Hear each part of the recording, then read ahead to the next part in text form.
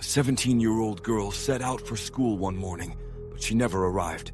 The police quickly took on the case, and before long, they uncovered a series of unexpected clues and startling evidence. Eventually, these discoveries unraveled the mystery, and the case was solved. However, the shocking conclusion left the entire country in disbelief. Ellie Gould was born on February 6, 2012, in the small British town of Calne. She grew up in a large, close-knit family, including her parents, older brother, and a wide circle of nearby relatives who were all very close. From a young age, Ellie had a passion for animals, especially horses.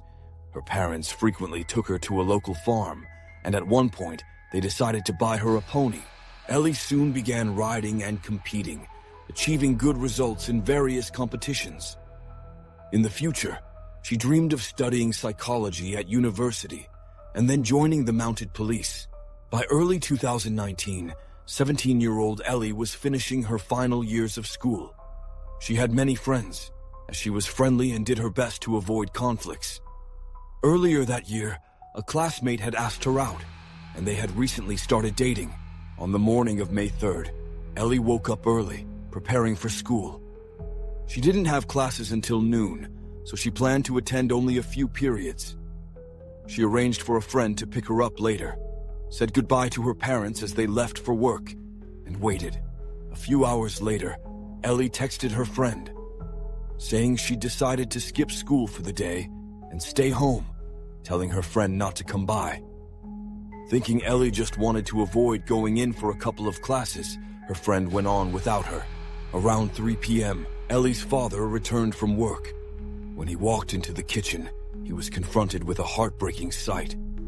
Ellie was lying face down on the floor, surrounded by a large pool of blood. Shocked, his first thought was that she might have fallen and hit her head.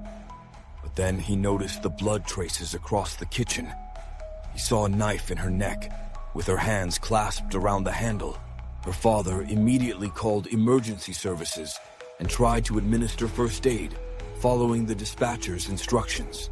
However, the girl showed no signs of life, and her father realized she was already gone.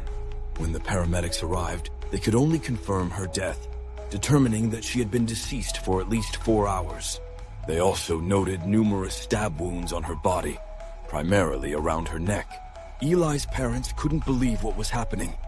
When the police informed them their daughter had been murdered, Eli's father initially refused to accept it, remaining in shock and clinging to the belief that it had been a tragic accident. Once the body was handed over to medical examiners, more details emerged. Along with the 13 stab wounds to her neck, there were signs of strangulation. The investigators concluded that the assailant had initially attempted to strangle Eli, but, unable to carry out the act as intended, resorted to using a knife. They also found numerous defensive wounds, indicating that Eli had tried to fight off her attacker. While forensic teams examined the crime scene, detectives began their investigation. They brought Eli's parents to the station, asking if anyone might have had a reason to harm their daughter. After a pause, both parents thought of the same name, Thomas, Eli's boyfriend. Her mother told investigators that Eli had started dating Thomas only a few months prior and had initially been thrilled about it. She had never dated anyone before, and Thomas seemed like a great guy. He was an excellent student, active in sports, and on the school's track team. But things soon took a turn. Thomas began demanding more and more of Eli's time, growing increasingly insistent each day. Eli, on the other hand, had her hands full preparing for final exams and caring for her ponies, which required a lot of attention. Over time, Thomas's behavior worsened. He would sulk, accuse her of not wanting to spend time with him, and increasingly try to control her. He would call and text her nonstop throughout the day, then sulk when she couldn't respond immediately every single time. At first, her parents thought Thomas just wasn't the right match for Eli. When he visited, he barely spoke, which struck them as odd. Eli was naturally outgoing, and they doubted this relationship would last long. They were right. Within a few months of dating, Eli started thinking about breaking up.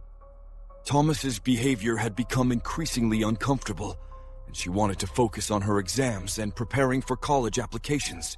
Eventually, she made up her mind to end things and told Thomas on May 2nd, just one day before her death. The police spoke with Eli's friends, who added details about the breakup. Eli had shared that Thomas didn't take the news well. He tried to convince her to stay together, called her constantly, and kept asking to meet up, but Eli refused. Their mutual friends also noted how Thomas seemed to change after the breakup. That same day, he posted online, expressing how hard the last few days had been for him. Alongside the breakup, his father had recently been diagnosed with cancer, and his aunt had passed away. In the post, he mentioned struggling to handle everything, and that he planned to seek help from the school counselor. After reading it, Thomas's friends reached out, offering him support. They noticed that he seemed genuinely downcast and in a depressed state. However, when the police asked if they thought Thomas could harm Eli, his friends denied it, saying they couldn't believe he was capable of such violence. After gathering this information, investigators decided to talk with him. But first, they examined Eli's phone and found that Thomas had messaged her that very morning, asking to meet. When officers visited Thomas's home, they asked where he had been that morning. Thomas explained that his mom had dropped him off at school, but he was too upset from the breakup and other issues to attend classes, so he decided to skip. Instead, he waited until his mom left, walked to a bus stop, and took the bus back home. Along the way, he texted a teacher, saying he wouldn't be attending classes.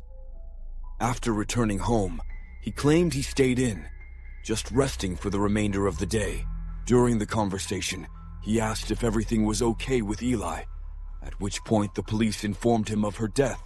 The detectives then went to speak with his mother, and here they encountered an unexpected twist.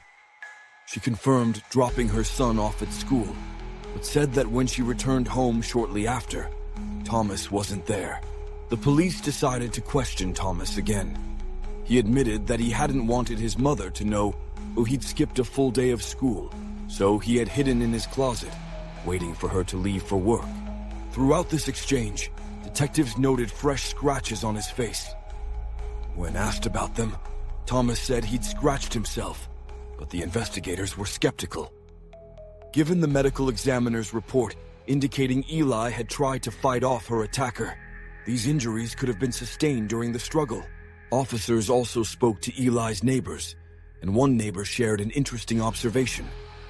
That morning, he had noticed a man approaching Eli's house, though he was too far away to see the man's face or any distinguishing features.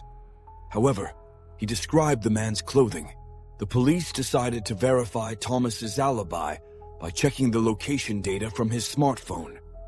They confirmed that he had indeed returned home after initially leaving for school, but soon found significant discrepancies with his story. At 10:50 a.m., Thomas's phone disconnected from his home Wi-Fi, and the signal indicated movement toward Eli's house. 3 minutes later, his phone was detected in her neighborhood and stayed there for nearly an hour. By 11:51 a.m., his phone began moving back toward his house and reconnected to his Wi-Fi within minutes. Police realized he couldn't have covered that distance on foot in just 3 minutes, as he lived in a neighboring town several miles away. They then reviewed footage from surveillance cameras along the route and saw a silver Ford Focus belonging to his parents. The car's movements matched the phone's location data, leading investigators to conclude that Thomas was likely the driver. In addition, the cameras captured this vehicle, leaving Thomas's home and returning just 18 minutes later. Investigators couldn't find a single camera that would help them understand exactly where he went.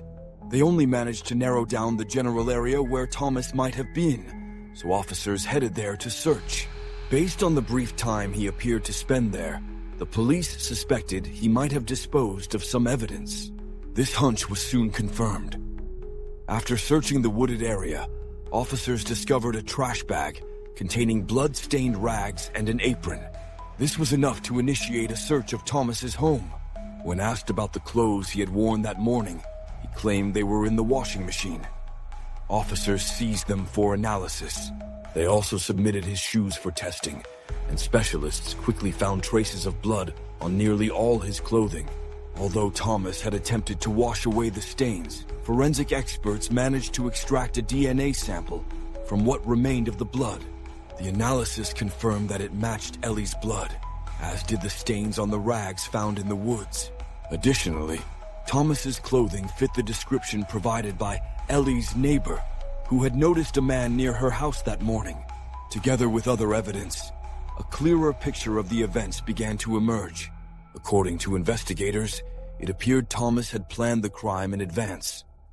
After his mother dropped him off at school, he immediately returned home on a bus, hid in a closet, and waited for her to leave.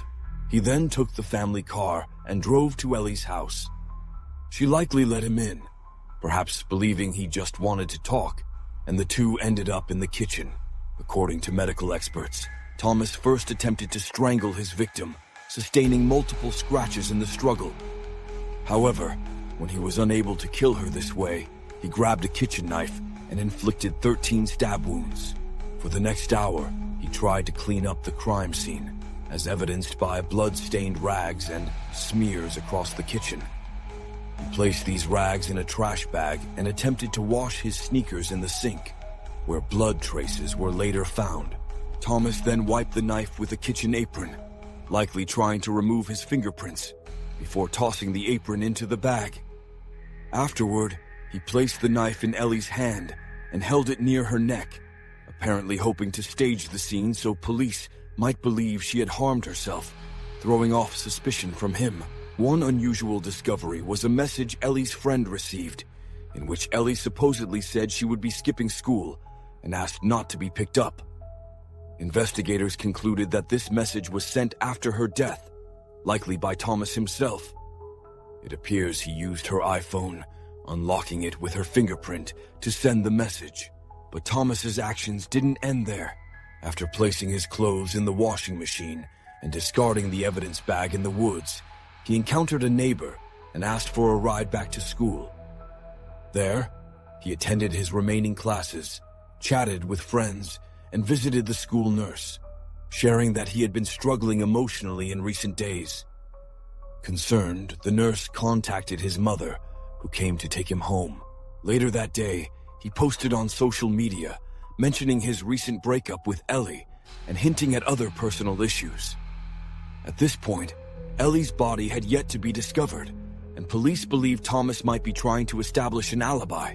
Gathering all this information took investigators only a few hours, and by that evening, the 17-year-old was arrested on suspicion of murder. Though Thomas initially denied any involvement, the case quickly went to trial. At the first hearing on August 29th, 4 months after the murder, Thomas unexpectedly changed his story. He stood before the judge and admitted to killing Ellie, but with a twist. He claimed that he had gone to her house that morning to study for exams. According to Thomas, an argument broke out during their study session, after which he claimed to remember almost nothing.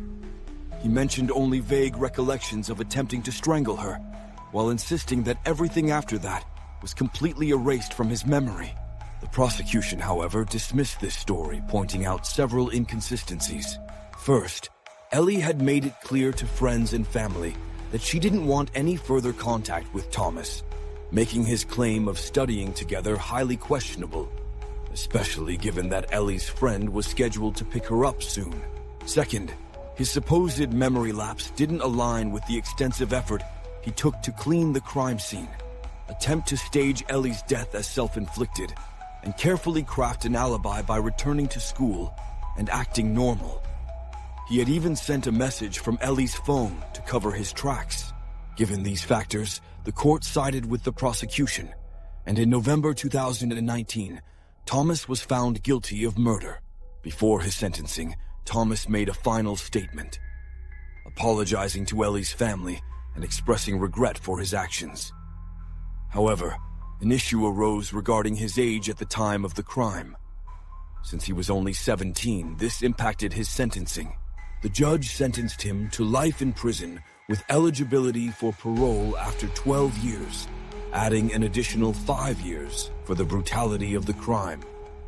This means Thomas could be eligible for release at age 34. The sentence sparked outrage not only among Ellie's family, but also among many members of the public.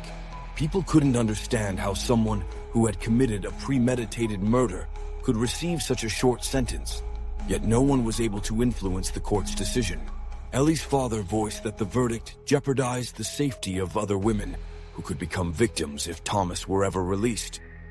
He believes Thomas is a psychopath, posing a danger to society, and that he shouldn't be freed until he has served a full sentence. This perceived injustice drove Ellie's parents to dedicate the next several years to advocating for changes in legislation. In 2021, they achieved a significant victory. Authorities passed Ellie's Law, allowing courts to sentence juvenile offenders to terms as long as 27 years in certain cases, offering harsher penalties for serious crimes. Unfortunately, Thomas's case had been prosecuted under the old laws, so he wouldn't face the stricter sentencing. The only concession the victim's parents managed to secure was a mandate requiring Thomas to undergo intensive therapy upon his release, in hopes it might reduce the risk of him committing further crimes. Since then, Ellie's parents have held regular events to honor her memory, inviting children to ride her horses, a way for them to keep her spirit alive.